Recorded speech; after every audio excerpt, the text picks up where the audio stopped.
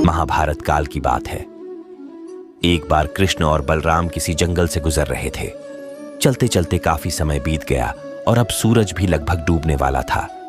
अंधेरे में आगे बढ़ना संभव नहीं था, इसीलिए कृष्ण बोले, बलराम, हम ऐसा करते हैं कि अब सुबह होने तक यहीं ठहर जाते हैं। सुबह होते ही हम अपने मंजिल की ओर बढ़ चलेंगे।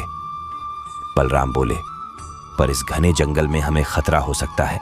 यहाँ सोना उचित नहीं होगा, हमें जाग कर ही रात बितानी होगी।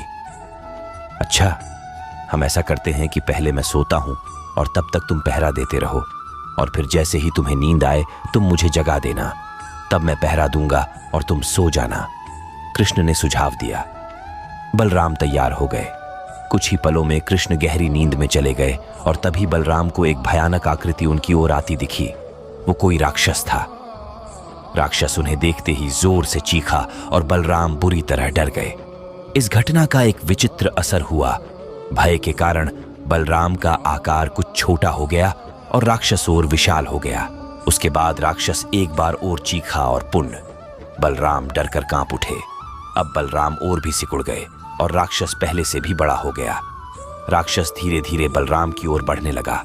बलराम पहले से ही भयभीत थे और उस विशालकाय राक्षस को अपनी ओर आता देख जोर से चीख पड़े, कृष्णा! और चीखते ही वहीं मूर्छित होकर गिर पड़े। बलराम की आवाज सुनकर कृष्ण उठे। बलराम को वहां देख उन्होंने सोचा कि बलराम पहरा देते देते थक गए और सोने से पहले उन्हें आवाज दे दी। अब कृष्ण पहरा देने लगे।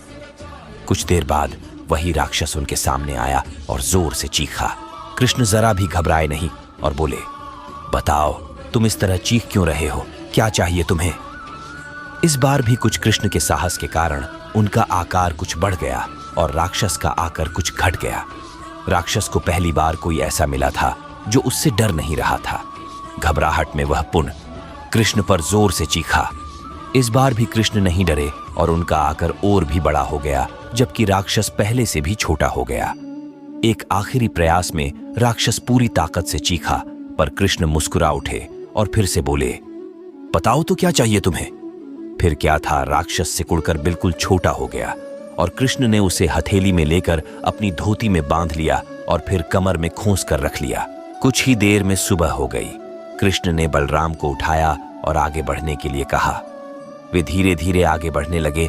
तभी बलराम उत्तेजित होते हुए बोले, पता है कल रात में क्या हुआ था? एक भयानक राक्षस हमें मारने आया था। रुको रुको! बलराम को बीच में ही टोकते हुए कृष्ण ने अपनी धोती में बंधा राक्षस निकाला और बलराम को दिखाते हुए बोले, कहीं तुम इसकी बात तो नहीं कर रहे हो? हाँ, ये वही है, पर कल जब मैंने इसे देखा था तो ये बहुत बड़ा था। ये इतना छोटा कैसे हो गया? बलराम आश्चर्यचकित होते हुए बोले। कृष्ण बोले, जब जीवन में तुम किसी ऐसी चीज से बचने की कोशिश करते हो जिसका तुम्हें सामना करना चाहिए, तो वो तुमसे बड़ी हो जाती है और तुम पर नियंत्रण करने लगती है। लेकिन जब तुम उस चीज का सामना करते हो जिसका सामना तुम्हें करना चाहिए, तो तुम उससे बड़े हो जाते हो और उसे नियंत्रित करने लगते हो। दोस्तों, ये राक्षस दरअसल हमारी जिंदगी में आने वाली चुनौतियां हैं। अगर हम इस चुनौतियों को टालते हैं तो ये और बड़ी होती जाती हैं। आखिर में ये हमें कंट्रोल करने लग जाती हैं। इसलिए हमें इनका साहसपूर्वक सामना करना चाहिए ताकि हम उन पर काबू पा सके। इस प्रकार चुनौतियों का डट के सामना करने से वो छोटी सी हो जाएगी, जिससे हम आसानी से उन पर नियंत्रण कर सकते हैं और सफल हो सकते हैं। दोस्तों, इस वीडियो में इतना ही है। बस अपना ख्याल रखिए। भगवान श्री कृष्ण की कृपा प्राप्ति के लिए कमेंट बॉक्स में जय श्री कृष्ण जरूर लिखिए। अगर आपको श्री कृष्ण की कथा अच्छी लगे तो चैनल को लाइक और सब्सक्राइब जरूर करें। जय श्री कृष्ण।